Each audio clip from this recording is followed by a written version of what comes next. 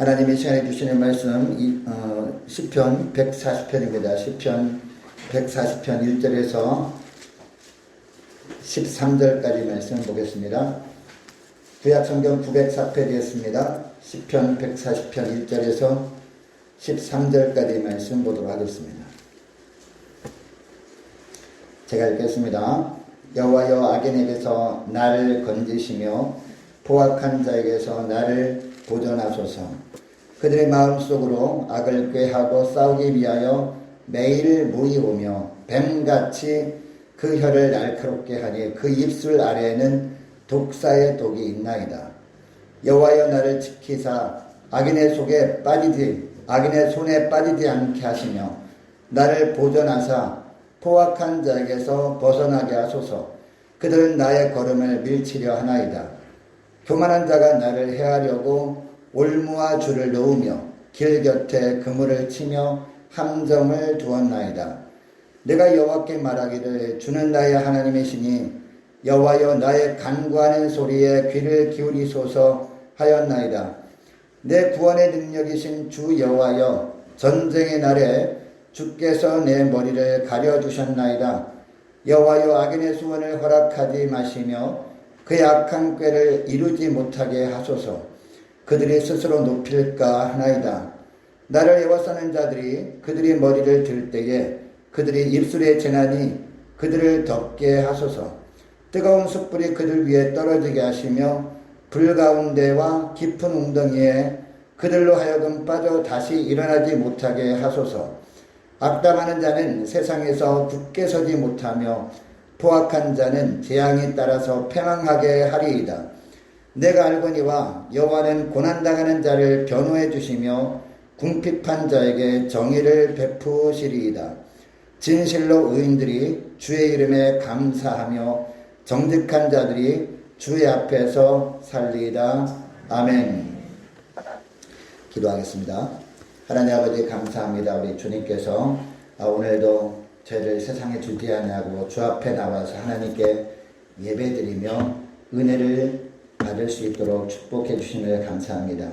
하나님, 오늘도 저를 주의 말씀 앞에 섰습니다. 주님께서 말씀하실 때 저들에게 깨달음의 은혜를 풍성하게 베풀어 주셔서 깨닫게 하시고 깨달음 받으러 순종하며 살아갈 때 주님이 부어주시는 놀라운 축복을 누리며 살게 하여 주옵소서. 감사드리오며 예수님의 이름으로 기도합니다. 아멘.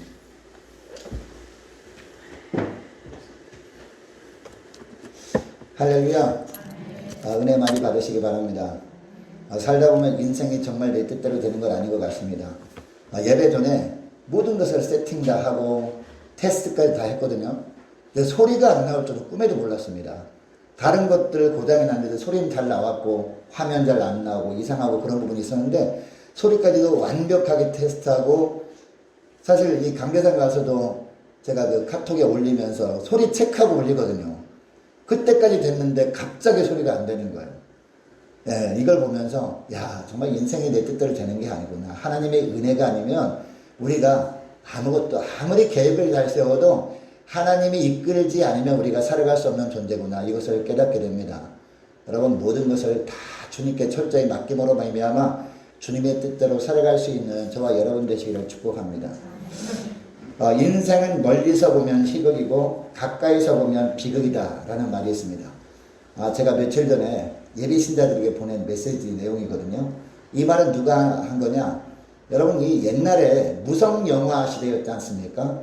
일제시대 때는 사람의 목소리는 안 나오고 음악만 나오면서 모션만 하는 그런 무성영화 시대였는데, 이 무성영화 시대 중에서 세계적으로 가장 유명한 희극 배우가 찰리 채플린, 모던 타임즈로 유명한 찰리 채플린이잖아요. 이 찰리 채플린이 한 말이 바로 이 말이에요. 다시 말하면 인생은 멀리서 보면 희극이고 가까이서 보면 비극이다 라는 말이에요. 가까이서 보면 고난당하지 않는 사람이 한 사람도 없다는 거죠. 다 상대성이지, 저 사람은 나보다 행복한 것 같아, 저 사람은 나보다 즐거운 것 같아 라고 생각하지만 그 사람 입장에서 생각해보면, 그 사람 입장에서 그 사람의 삶을 돌아보면 고난당하지 않는 사람은 아무도 없다라는 겁니다. 돈이 많은 사람, 자식이 잘 되는 사람도 돌아보면요, 잠 못 드는 불면의 밤을 보낼 때가 많다는 거죠. 자, 그러니까 인생을 너무 그냥 가까이만 보고 힘들어하지 말고 멀리 내다보라. 멀리 내다보면 결국은 인생은 희극이다 라는 이야기 아니겠습니까? 수도권 코로나 확진자가 벌써 300명이 넘어섰죠. 넘어서면서 이제 3차 팬데믹 현상이 나타나는 것은 아닌가 라고 많이들 염려하고 있습니다. 그리고 심지어 이제 이 사회적 거리두기도 2단계로 높이는 것은 아닌가 라고 걱정들을 많이 하고 있죠. 2단계로 높이게 되면 이 경제적으로 굉장히 타격을 받죠. 장사하는 분들 9시 이후에는 장사를 못하게 하니까 굉장히 타격을 받고요. 또 여러 가지로 이 고통을 겪게 되는 것이 정말 불을 보듯 뻔한 현실인데, 여러분 아무리 우리를 두렵게 하는 코로나 할지라도 이 코로나가 확산되는 이런 환경도 누가 주관하고 계시죠?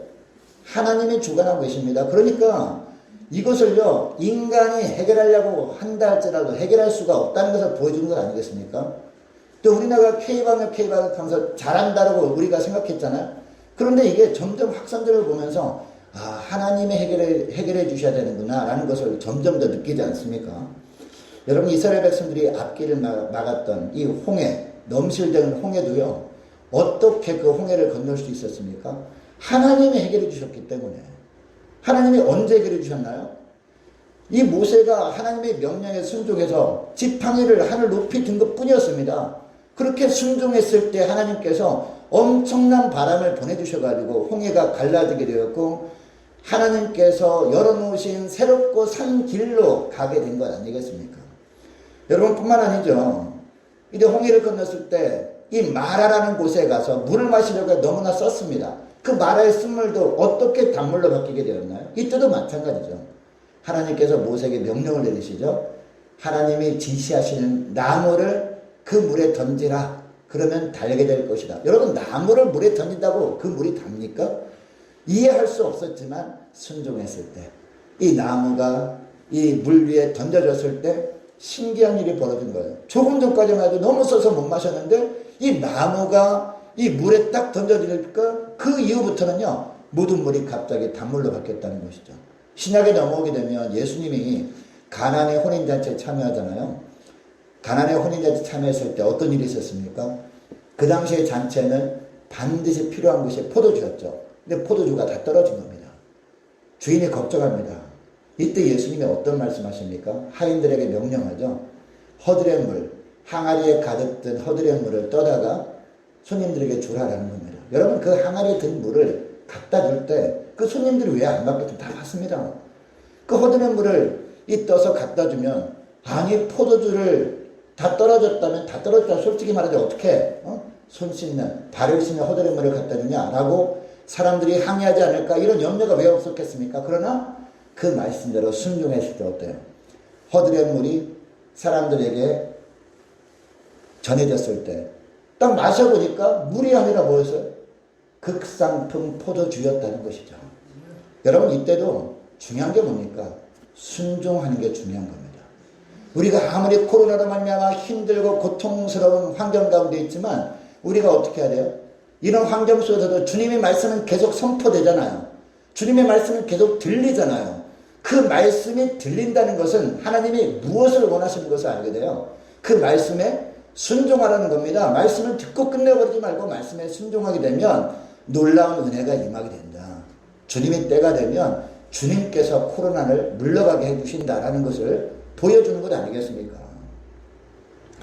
여러분 아무쪼록 이 하나님의 때 하나님의 능력의 손을 내미셔서 이런 어려움을 다 벗어나게 하실 수 있도록 주님의 말씀을 잘 듣고 그 말씀에 순종하며 사는 저와 여러분 되시기를 축복합니다. 여러분 우리는 코로나 때문에 많이 고통받고 있는데요. 우리를 힘들게 하는 것은 이 코로나뿐만이 아니죠. 경제적으로 힘듭니다. 그리고 나라도 걱정이고요. 그리고 우리 자녀들 앞날도 걱정이죠. 염려가 됩니다. 또 건강도 걱정이 됩니다. 이 세상에서 고난당하는 것을 좋아할 사람이 누가 있겠습니까? 하나님께서 다른 사람보다도 나만큼 하나님께서 고난당하지 않게 하시고 그냥 장밋길을 걷게 하시면 좋겠다. 꽃길을 걷게 하시면 정말 좋겠다라는 생각들이 있지 않습니까? 그런데 여러분 믿음의 사람 중에서 오늘 본문은 다윗이시거든요. 이 다윗이 뭐라고 고백하고 있습니까? 이 다윗은 시편 119편에 보면 이 고난당한 것이 나에게 뭐다? 유익이다라고 고백하거든요. 제가 몇 번 말씀을 드리는데 다윗은요, 고난당한 것은 나에게 유익이다라고 고백합니다. 물론 고난당할 때는 그런 고백이 안 나왔겠죠. 너무 힘드니까, 너무나 고통스러우니까 이 고난을 어떻게 하면 빨리 벗어날까라는 그런 생각에 잠겼을 겁니다. 그런데 고난당하고 난 다음에 먼 훗날 과거를 돌아보면서 보니까 그때는 너무나 힘들었는데, 그때는 너무나 죽겠는 것 같았는데, 그러나 지금 돌아보니까 고난이 나에게 유익이었구나. 하나님께서 나를 힘들게 하기 위해서 고난을 주신 것이 아니라 나를 유익하게 하기 위해서 고난을 주신 거였구나 라고 생각하고 그런 고백을 한 겁니다. 여러분, 고난을 통해서 하나님을 향한 자신의 믿음이 훌쩍 자라는 것을 느끼게 된 거죠, 다윗이. 그래서 고난당한 것이 나에게 유익이었구나, 이런 고백을 한 겁니다. 여러분, 이처럼 어떤 사람들은요, 다윗처럼 고난당하는 시기를 믿음이 성장하는 기회로 삼습니다. 반면에 어떤 사람들은요, 자기에게 찾아온 고난 때문에 하나님을 더 멀리합니다. 하나님이 나를 사랑하신다면 나에게 이런 일을 주실 수가 없어. 말도 안 돼. 라고 하면서 하나님을 등진 채 점점 더 하나님을 멀리하는 분들도 있습니다. 고난을 통해서 하나님을 원하시는 인격으로 아름답게 빚어져 가는 사람이 있는 반면에 남은 신앙마저 완전히 까먹어버리는 사람도 있다는 겁니다. 오늘 예배드리는 저와 여러분만큼은 어떠한 고난과 어떤 시련이 온다 할지라도 그 고난과 시련을 통해서 더욱더 믿음이 자라는 기회로 삼으실 수 있는 저와 여러분 되시기를 축복합니다. 하나님이 원하시는 아름다운 인격체로 다듬어져가는 기회로 삼는 저와 여러분 되시기를 주의 이름으로 축복합니다. 자, 오늘 본문에 보면 다윗이 어떤 고난을 겪었는지 2절 말씀에 잘 나오고 있어요. 2절 말씀 보시기 바랍니다. 자, 2절 말씀 보니까 그들이 마음속으로 악을 꾀하고 그리고 싸우기 위하여 매일 모였다라고 하고 있습니다. 여러분, 마음속으로 악을 꾀한다는 것은 어떤 뜻입니까? 겉으로 볼 때는요, 전혀 나쁜 사람처럼 보이지 않아요. 겉으로 볼 때는 나에게 유익이 되는 사람처럼 느껴집니다. 그런데 겉으로 드러나는 모습과는 달리 마음속으로는 어떤 마음을 품고 있었다고요? 어떤 마음? 어떻게 하든지 다윗을 해하려고 하는 그런 마음이 있었다는 거죠. 심지어는 싸우기 위해서 매일 모였다라고 하는 것을 보면 그런 마음을 품은 사람이 한둘이 아니었다는 것을 알게 되죠. 너무나 많은 사람들이 이처럼 마음속으로 어떻게 하든지 다윗을 해코지해야 되겠다, 이런 마음을 품고 날마다 모여서 계획을 세웠다는 거죠. 모의를 했다라는 겁니다. 이들이 어떻게 다윗을 괴롭혔는지 3절 말씀에 보면 어떻게 말하고 있습니까? 3절 말씀 보니까 뱀같이 그 혀를 날카롭게 했다 라고 하고 있습니다. 그리고 그 입술 아래는 무슨 독? 독사의 독이 있나이다 라고 하고 있습니다. 또 3절 하반절 말씀 보니까 특별히 입술 아래 독사의 독이 있다고 하는데 여기에 나오는 독사는요, 일반 우리가 아는 그런 독사가 아닙니다. 이 독사 중에서 가장 맹독성 있는 독사는요, 사막에 있는 독사래요. 사막에 있는 독사를 성경에는 불뱀이라고 합니다. 여러분, 다윗 시대 때, 다윗이 왕이 됐을 때 이 다윗이 어떤 이스라엘 역사를 다 알고 있었을 거 아닙니까? 이스라엘 백성들이 광야 생활 40년 지나서 가나안 땅에 온 것도 다 알고 있었잖아요. 그리고 광야 시절에 어떤 일이 있었다는 것도 다 기억하고 있습니다. 근데 다윗이 이런 어려움을 만났을 때 어떤 고통을 느꼈냐면 이스라엘 백성들이 광야에서 불뱀에 물려서 죽어갔던 그때의 고통, 그런 고통처럼 느꼈다라는 겁니다. 민수기 21장에 보면 불뱀 사건이 나오죠. 여러분, 그동안도 이 광야길에 불뱀이 왜 없었겠습니까? 그런데 그동안은 광야길을 쭉 지나오는 동안에 불뱀이 이스라엘 백성들을 왜 안 물었습니까? 하나님께서 막아주셨던 거거든요. 하나님께서 그 입을 딱 막아주시니까 아무리 불뱀이 우글거리는 광야길이 할지라도 안전할 수가 있었던 거거든요. 그런데 왜 그 불뱀들이 갑자기 이스라엘 백성들을 막 물기 시작했을까요? 그들이 말 때문이었어요. 어떤 말? 하나님을 향해서 불평하는 말 때문이었거든요. 이스라엘 백성들은 직진을 원했는데, 이스라엘 백성들은 지름길을 원했는데 하나님께서는요, 지름길로 인도하지 않고 저기 돌아가는 길로 인도한 거예요. 그러니까 이스라엘 백성들의 마음속으로는, 아니 그동안도 너무나 힘들게 살아왔는데, 그동안 너무나 고통스럽게 살아왔는데, 지금 얼마 없으면 가나안 땅인데 좀 빨리 도착하게 하면 얼마나 좋겠는가. 그런데 또 하나님께서 고난을 주시니까 불평한 거예요. 여러분, 불평은요, 하나님의 은혜를 거덕하게 해버리는 독소입니다. 하나님이 주신 환경이라면 내가 볼 때는 원하지 않는 환경일 수 있습니다. 내가 볼 때는 너무나 힘든 과정일 수 있습니다. 그러나 하나님 보시는 것은, 하나님 보실 때 주신 것이라면, 하나님의 허락하시는 환경이라면 다 선한 것입니다. 하나님 보시기에는요, 선하지 않은 것이 없어요. 우리에게 주신 것들은 다 선한 것이고 우리에게 유익이 되기 때문에 주신 겁니다. 그러니까 여러분, 불평하지 마시기 바랍니다. 불평하다 보니까 그 불평하는 소리를 누가 들으셔요? 하나님이 들으시고, 이 맹독성 있는 불뱀의 입을 막아버렸던 은혜, 그 은혜를 잠시 걷어가 버리신 거예요. 은혜가 딱 거치니까 어때요? 불뱀들이 이때다 싶어가지고 이스라엘 백성들은 막 문 겁니다. 불뱀이 딱 물었을 때 어떤 현상이 벌어집니까? 불뱀이 딱 물리게 되면요, 독사가 물게 되면 온몸이 불덩이가 됩니다. 온몸이 막 뜨거워지면서 몸이 빨개져요. 온몸이 빨개지면서 그 다음에 변하게 되는 거, 온몸이 새카맣게 변해요. 새카맣게 변하면서 입과 눈과 귀와 코에서 피가 콸콸콸 쏟아지면서 죽게 되는 거거든요. 그런 고통이 다윗에게 있었던 거예요. 이 사람들이 자기를 막 공격하는데 그런 너무나 힘든 고통을 겪어서 오늘 본문에 보니까 3절 말씀 다시 보니까 뱀같이 그 혀를 날카롭게 하니 그 입술 아래는 독사의 독이 있나이다 라고 하고 있다는 겁니다. 도저히 배견할 재간이 없었던 겁니다. 여러분, 어떻게 보면 절체절명의 위기 아닙니까? 다윗의 힘으로는 헤어나올 길이 없는 그런 고난 가운데 있는데 다윗은 결국 어떻게 됩니까? 어떻게 해요? 이 시편을 기록한 것을 보면 믿음으로 이겼구나, 이것을 우리가 알게 되는 것이죠. 여러분, 우리 삶에도 보면 각양각색의 고난이 우리 앞을 가로막을 때가 있습니다. 그럼에도 불구하고 하나님이 우리를 바라보시면서 기대하는 게 뭘까요? 그 시련을 어떻게 하는 거예요? 뛰어넘는 겁니다.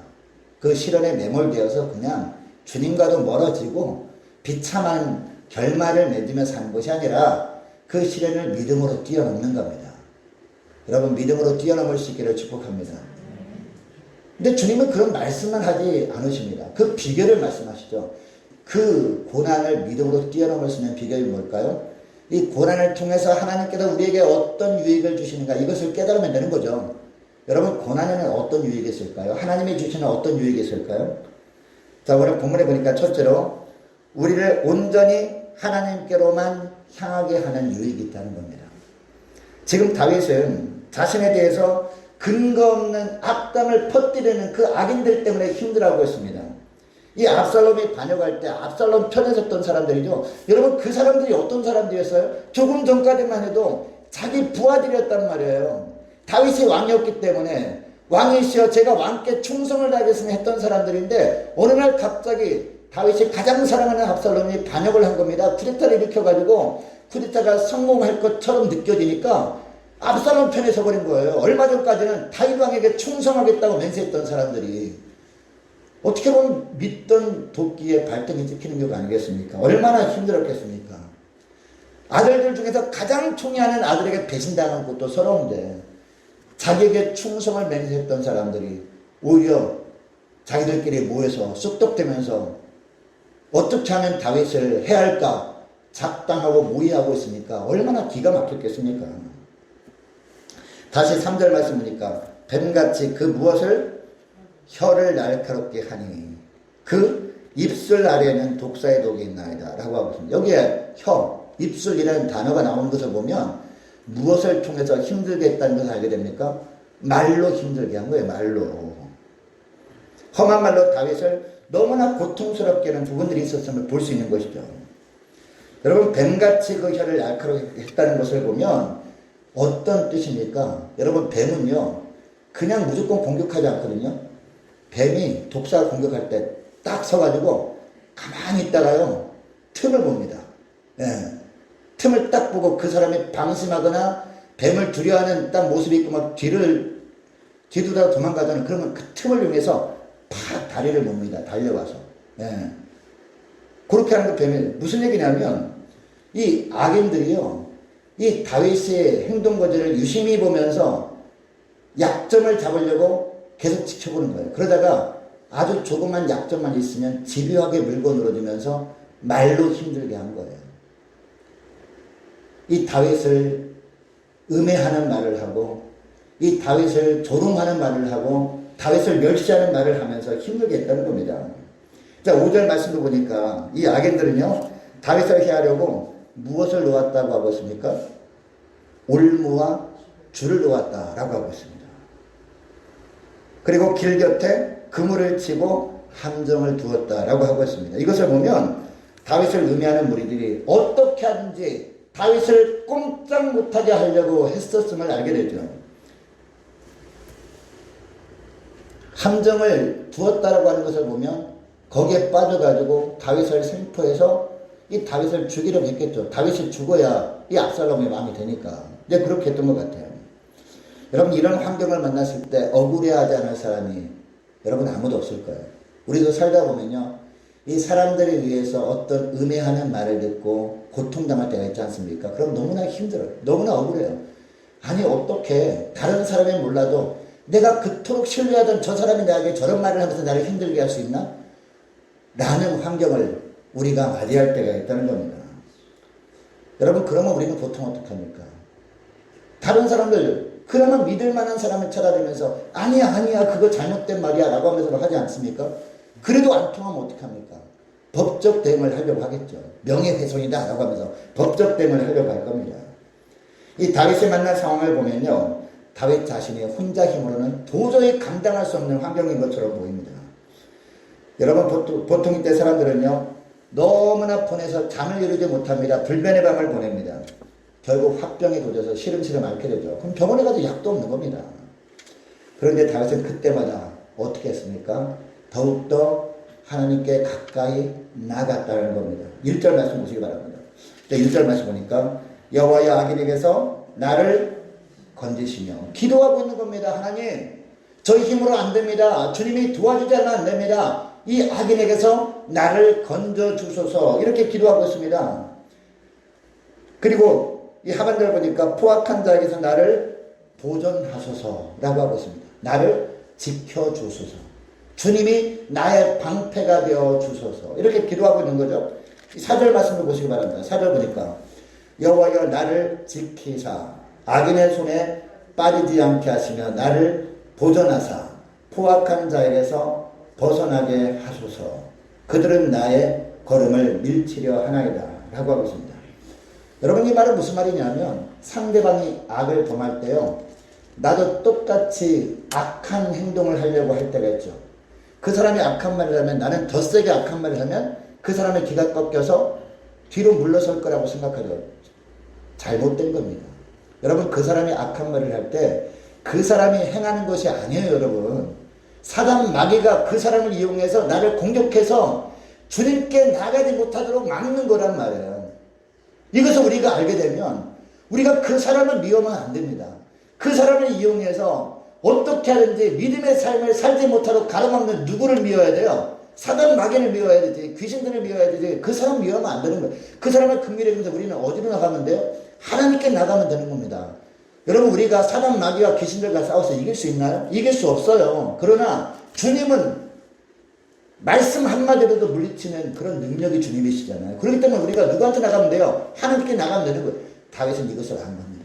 하나님, 저 악한 자들이 나도 똑같이 악한 말로 저들에게 대항하도록 자꾸 유혹하고 있지만 이 유혹에 넘어가지 않도록 나를 지켜 주옵소서. 주님, 나를 보존해 주옵소서. 이 악에서 나를 건져 주옵소서. 이렇게 기도하고 있는 겁니다. 여러분, 우리가 보통 사방이 다 막혀있는 것처럼 보일 때, 우리 힘으로 정말 아무것도 할 수 없는 것처럼 느껴질 때, 그때 우리 인생을 포기하려고 하는데, 여러분, 사방이 다 막혀있을 때도 어디 뚫려 있어요? 제가 전에도 말씀드렸습니다만 어디 뚫려 있어요? 하늘이 뚫려 있잖아요. 하늘이. 우리가 그런 상황 속에서도 사방에 다 막혀있는 환경을 바라보던 시선을 돌려서 하늘을 바라보게 되면요, 아, 하나님이 나를 지금까지 다 지켜보고 있구나. 지금 악한 자들이 나에게 험한 말을 하면서 나를 힘들게 했던 부분들 다 듣고 있었구나 라고 하면서 주님께 나아갈 수 있는 것이죠. 여러분 찬양 중에서 이 사방이 막혔다고 낙심 마세요. 눈을 들어 하늘을 쳐다보세요. 이런 찬양이 있거든요. 김석경 목사님이 지은 찬양인데 그 찬양 보면 하늘을 바라보게 되면 주님께서 나에게 구원의 손길을 내미심을 볼 수 있다니까요. 그 구원의 손길을 내미신 주님의 손을 붙잡으면 되는 겁니다. 여러분 우리가 살다 보면 우리 주변의 사람 그나마 믿을 만하던 사람 그 사람을 통해서 이 사단마귀가 나를 공격할 때가 얼마나 많습니까? 이 악한 말을 해서 상처를 주고 말이죠. 일어서지 못하게 만들고 믿음을 거꾸로 엎드려 놓으려고 할 때가 얼마나 많냐고요. 여러분 그때마다 시선을 돌려서 주님을 바라볼 수 있기를 축복합니다. 상황만 바라보게 되면 그 악한 삶에 내가 매몰되어 나가요. 예, 거기 빠져버려요. 악으로 대항하려고 하다가 나까지 망가지게 돼요. 그 사람도 죽음의 길로 가고 나까지 악한 길로 가게 되고 만다는 거예요. 그러나 그 사람을 마귀가 이용하고 있구나라는 것을 깨닫고 시선을 돌려 주님을 바라볼 수 있기를 축복합니다. 주님이 내미시는 구원의 손길을 붙들고 그 고난을 믿음으로 이겨내시는 저와 여러분 되시기를 주 이름으로 축복합니다. 자, 두 번째는요. 고난을 통해서 더욱더 하나님을 깊이 알게 된다는 것입니다. 이게 바로 고난의 유익이라는 거죠. 여러분 다윗에게 고난이 깊어질수록 하나님을 향한 다윗의 부르짖음은요 더욱더 간절해져 갔고요 더 구체적이 돼가요. 믿음의 사람의 특징이 있는데 고난의 깊이와 기도 소리가 비례한다는 것 아니겠습니까? 고난이 깊으면 깊을수록 기도 소리는 높아질까요? 줄어들까요? 높아지는 거예요. 고난이 깊으면 깊을수록 기도가 간절할까요? 간절하지 않을까요? 간절하다는 거죠. 이게 믿음의 사람들의 특징이라는 거죠. 그러니까 기도하러 나오지도 않고 기도해도 그냥 맹숭맹숭 기도하는 사람은요. 정말 그 사람 믿음의 사람이라면 고난의 깊이가 깊지 않은 거예요. 아직 살만한 겁니다. 하나님 보실 때. 그러나 믿음의 사람들이 진짜 고난의 깊이가 너무 깊어져 가지고 이 다윗처럼 내가 어떻게 해볼 도리가 없을 때 그때는요. 하나님 앞에 나와서 절박한 마음으로 막 부르짖는 거죠. 아버지 하면서 막 눈물 흘리면서 부르짖게 되어진다는 겁니다. 여러분 다윗이 환난 가운데 하나님께 나와 부르짖는 그 부르짖음이 간절할수록 이상한 일이 일어났어요. 이 고난이 가져다주는 아픔보다 유익이 더 많구나 이것을 깨닫게 된 겁니다. 여러분 시력의 밤에 깊어갈수록 다윗과 하나님과의 관계가 더 깊어져 가는 것을 오늘 본문을 보게 되는데 1절 말씀 다시 보시기 바랍니다. 처음에 다윗이 고난당할 때 이 다윗은 하나님을 뭐라고 부르죠? 여호와여 라고 부르거든요. 1절 말씀 보세요. 자 1절 말씀 보니까 여호와여 악인에게서 나를 건지시며 라고 하죠. 예. 그런데 6절 말씀 보시기 바랍니다. 6절 보니까 호칭이 달라지고 있어요. 6절 말씀 보세요.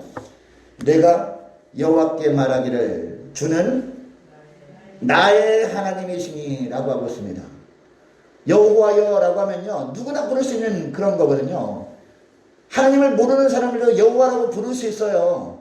그러나 나의 하나님이라고 부르지는 못하는 거죠. 근데 다윗이 처음에는 여호와여라고 부르짖고 기도하다가 고난이 깊이가 깊어질수록 이 다윗은 하나님을 더 깊이 더 자세히 알고 있다는 겁니다. 나의 하나님이구나. 다른 사람이 아니라 바로 나의 하나님이구나. 이렇게 알게 되어지더라는 겁니다. 여기에 그치죠. 7절 말씀 보시기 바랍니다. 7절 보니까 뭐라고 고백하죠? 하나님을 내 구원의 능력이신 주 여호와여 라고 하고 있습니다. 이미 주께서 내 머리를 가려주셨다 라고 고백하고 있는 것이죠. 반드시 구원해 주실 것을 굳게 신뢰하고 있는 모습을 보이고 있습니다. 고난당하기 전에도 물론 다윗은 하나님을 알고는 있었죠. 그런데 시련을 통해서 머리로만 알고 있었던 하나님을 이 고난을 통해서 가슴으로 알게 된 겁니다. 여러분 그러니까 여러분 하나님께서 우리에게 고난 주실 때 그 고난이 유익이 아니에요. 유익이라는 겁니다. 믿음의 사람들에게는 그냥 아무 의미 없이 고난을 주시는 것은 없다는 겁니다. 여러분 고난을 통해서 주님을 더 깊이 알아갈 수 있는 저와 여러분 되시기를 축복합니다. 여러분 욥도 보세요. 극한 시련을 만난 후에요 고백하죠. 여러분 욥이 처음에는 하나님을 어떤 분으로 알고 있었습니까? 믿음으로 살게 되면 하나님께서 이 땅에 풍성한 것으로 채우시는 분으로 알고 있었죠. 그래서 열심히 믿음 생활을 했습니다. 그 결과로 하나님께서 욥에게요, 누르고 흔들어 넘치는 복을 주셨죠. 동방의 부자였습니다. 동방의 거부였다고 욥기 1장에 나오지 않습니까? 그러다 보니까 하나님께서 이 욥에게 이런 축복을 주시니까 욥은요, 더 하나님을 잘 섬겨요. 그리고 자녀들도 믿음으로 살도록만 양육합니다. 그런데 어느 날 이 사단이 하나님을 찾아가지 않습니까? 하나님 앞에선 사단이, 아니 하나님께서 축복을 주셨기 때문에 믿음으로 살죠. 하나님께서 축복을 걷어가 보세요. 믿음으로 사나? 아마 안 살걸요? 이렇게 얘기하잖아요. 예. 근데 하나님께서는 아니다. 욥은 그런 사람이 아니라고 해서 욥을 인정해 주시죠. 그래서 사단에게 허락하죠. 그러면 너의 자유대로 해봐라. 그러나 생명은 거둬가지 말고 나머지 것들은 너 자유대로 해봐라라고 하면서 이 사람에게 이 고난당하게 하는 고난을 주죠. 그 고난을 갖고 이제 그 욥의 가정에 찾아왔을 때 이 욥의 가정에 어떤 일이 벌어졌습니까? 어느 날 이 도둑들이 재산을 전부 다 가져가 버려요. 강도들이. 그리고 자녀들도 천재지변을 만나서 하룻밤에 다 죽어버려요. 설상가상으로 몸에 욕창이 나가지고 기와로만 몸을 긁어요. 이런 모습을 보고 친구들이 찾아와요. 친구들이 찾아와서 하나님께 어떤 죄를 범했기 때문에 하나님이 이런 고난을 주시지, 하나님은 그런 하나님이 아니라고 합니다. 근데 욥은 아무리 돌아봐도 자기가 잘못한 것이 없는 것처럼 보여요. 그래서 욥기가 1장, 2장, 3장, 4장 하면서 계속 대화가 일어나지 않습니까? 이루어지지 않습니까? 근데 욥기 42장에 보면 욥이 놀라운 고백을 합니다. 42장 5절에 보면 이런 고백을 해요. 내가 죽게 대하여 귀로 듣기만 하였사오나 이제는 눈으로 배움나이다. 무슨 얘기냐? 그동안 머리로만 알았습니다, 하나님을. 그러나 이제는 가슴으로 알게 되었습니다. 하나님을 단순히 믿음으로 살면 이 땅에 축복만 주시는 분으로 알았는데 너무나 하나님을 좁은 시각으로 바라봤습니다. 하나님은 그런 하나님보다도 더 넓으신 하나님, 내가 이해할 수 없는 엄청난 일을 하시는 하나님이신데 너무나 내 생각 안에 하나님을 가두고 있었습니다. 이런 고백을 하는 거죠. 이런 고백을 하면서 회개했을 때 하나님께서 더블로 축복을 허락하신다는 것이 욥기서 말씀이거든요. 욥기 1장부터 42장까지 말씀이란 말이에요. 여러분, 하나님께서 우리에게도 시련을 주신 이유가 뭘까요? 지식적으로만 알고 있던 하나님을 이제는 가슴으로 알라. 너무나 좁은 의미의 하나님을 이해하고 있던 그런 삶을 내려놓고 이제는 하나님 그 자체로 알라라는 의미 아니겠습니까? 여러분, 이것을 기억하시고 고난당할 때 불평하기보다도 더 깊은 하나님의 은혜를 체험할 수 있는 저와 여러분 되시기를 축복합니다. 환난 가운데 있을수록 더욱더 주님께 부르짖어 기도하심으로 말미암아 하나님이 지금 나와 함께 하심을 단순히 머리로만 알고 끝내는 것이 아니라 직접 눈으로 볼 수 있는, 욥처럼 다윗처럼 직접 눈으로 볼 수 있는 그런 은혜의 하루하루가 될 수 있기를 축복합니다. 그리고 셋째, 마지막이에요. 자, 12절 말씀 보니까요, 고난을 겪어보아야 다른 사람의 고난을 이해하게 된다는 겁니다. 그래서 섬길 수 있게 되는 거죠. 자, 12절 말씀 보세요. 12절 보니까 다윗이 고백하죠. 자, 12절 말씀을 우리 함께 읽습니다. 시작. 내가 알거니와 여호와는 고난당하는 자를 변호해 주시며 궁핍한 자에게 정의를 베푸시리이다. 아멘. 다윗은 자기가 고난을 당해보니까 이런 비슷한 고난당한 사람들에게도 눈을 돌리게 되었다는 거죠. 이것이 유익이었다는 겁니다. 고난으로 인해서 관심의 지평을 자신과 동일한 처지에 있는 다른 사람에게로 확장시킬 수 있었다. 이런 고백을 하는 거죠, 다윗이. 여러분, 예수님이 십자가에서 우리에게 은혜를 베풀어 주신 이유가 뭘까요? 주님의 십자가가 우리에게 은혜로 다가오는 이유가 뭘까요? 히브리서 4장 15절 말씀이에요. 자, 우리 따라서 한번 해볼까요? 이것은 정말 중요한 말씀이기 때문에 우리에게 있는 대제사장은 우리의 연약함을 동정하지 못하실 리가 아니요. 모든 일에 우리와 똑같이 시험을 받으신 이로되 죄는 없으십니다. 아멘. 우리 주님은 죄가 없이 고통당하셨습니다. 그 이유가 뭐냐?